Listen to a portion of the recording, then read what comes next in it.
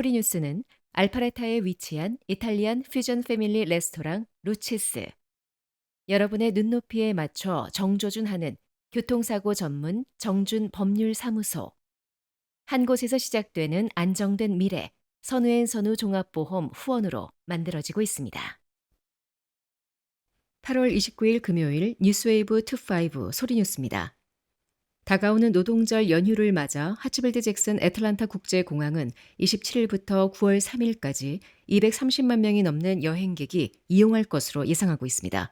특히 30일 토요일 하루 이용객은 약 32만 5천 명에 달해 가장 혼잡할 것으로 보입니다.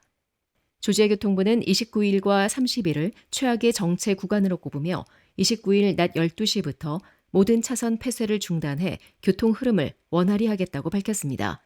하지만 운전자들은 여전히 30분에서 45분 지연을 예상하고 출발하는 것이 바람직합니다. 반면 31일과 9월 1일에는 상대적으로 교통량이 줄어들 것으로 보입니다. 메트로 애틀란타를 제외하고는 메이컨과 사바나 인근 고속도로에서 심각한 체증이 예상됩니다. 이에 조지아 교통부는 교통 혼잡 완화를 위해 30일과 9월 1일 오후 I-75번 고속도로 남쪽 급행 차선의 운행 방향을 임시 전환하기로 했습니다. 평소 오후와 저녁 시간대에 북향으로 운영되던 급행 차선은 이 기간 동안 남향으로 바뀝니다. 단 북서쪽 I-75 급행 차선에는 변경 사항이 없습니다. 한편 연방교통안전청은 같은 기간 전국에서 1,740만 명이 공항 보안 검색을 통과할 것으로 예상했습니다. 이에 애틀란타 공항 측은 국내선은 최소 2시간, 국제선은 최소 3시간 전에 도착할 것을 당부하며 보안 검색 대기 시간은 ATL 공식 홈페이지에서 확인할 수 있다고 안내했습니다. 둘루스 소재 페인콜리 하우스가 지난 23일 2025년 하반기 결혼을 앞둔 예비 신랑 신부와 가족들을 초청해 푸드앤 음료 쇼케이스를 성황리에 개최했습니다. 이번 행사에는 하반기 웨딩을 준비 중인 커플들과 가족들이 참석해 페인콜리 하우스의 다양한 웨딩 메뉴와 서비스를 직접 체험했습니다.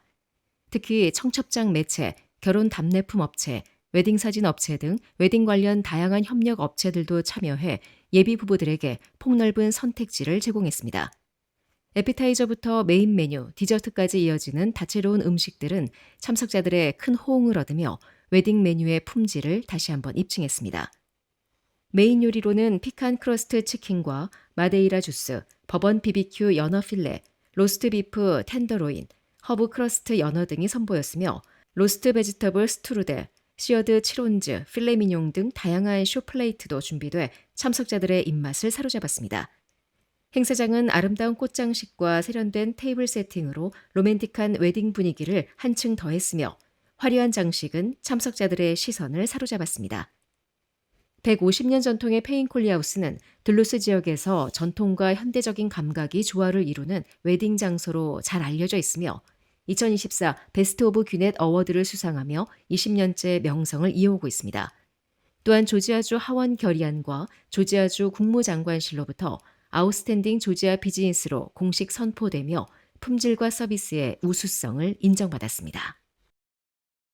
조지아주 애틀란타의 이스트 레이크 골프클럽에서 지난 24일 열린 PGA 투어 슈퍼스토어 GSGA 주니어 스킬 챌린지 시리즈 챔피언십에서 스와니에 거주하는 최서연 양이 8세에서 10세 부문 1위를 차지했습니다.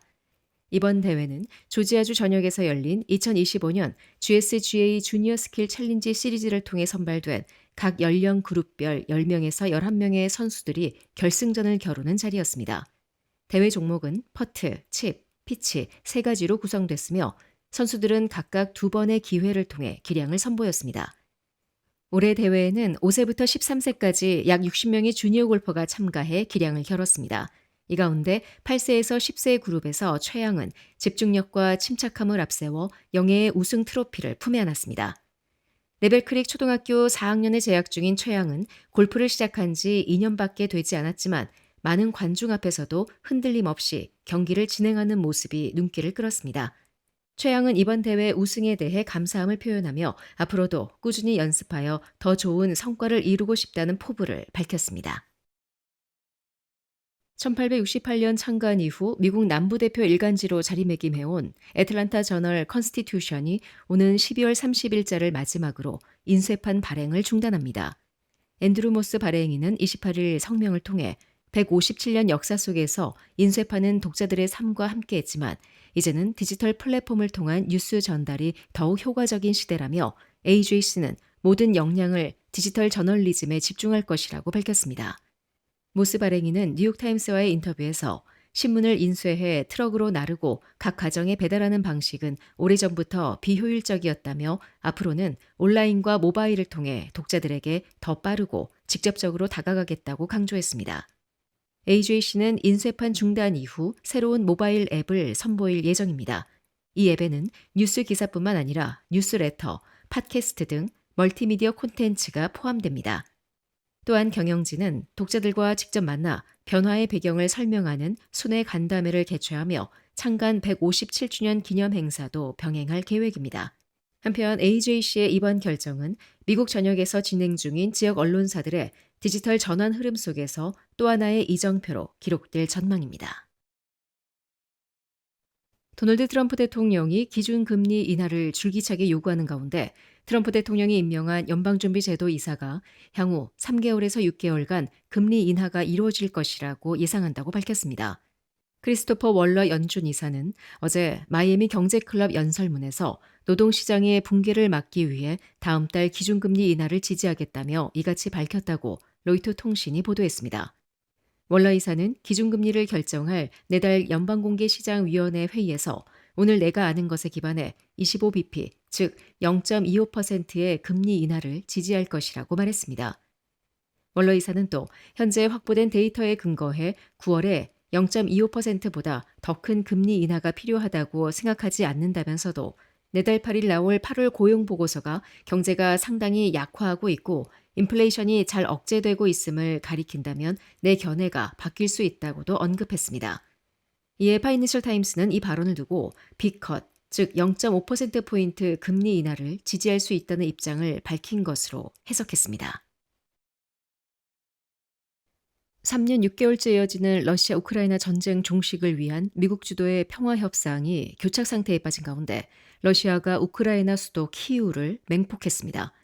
유럽을 중심으로 서방 지도자들은 러시아가 평화 노력을 조롱하고 있다며 한 목소리로 규탄했습니다. 평화 중재 외교에 나선 도널드 트럼프 미 행정부도 양국 간 종전談判이 사실상 물 건너간 것으로 판단했습니다. AP통신 등에 따르면 러시아군은 28일 새벽 키우에 대대적인 드론 미사일 공습을 가해 어린이 4명을 포함해 최소 21명이 사망하고 48명이 다쳤습니다. 또 유럽연합 공관도 파손됐습니다.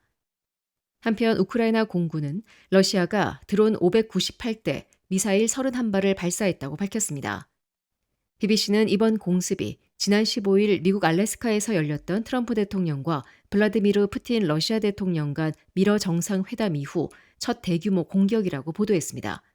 특히 키우 중심부를 겨냥한 공격은 개전 이래 몇 차례 없었던 매우 이례적인 일이라고 AP는 지적했습니다.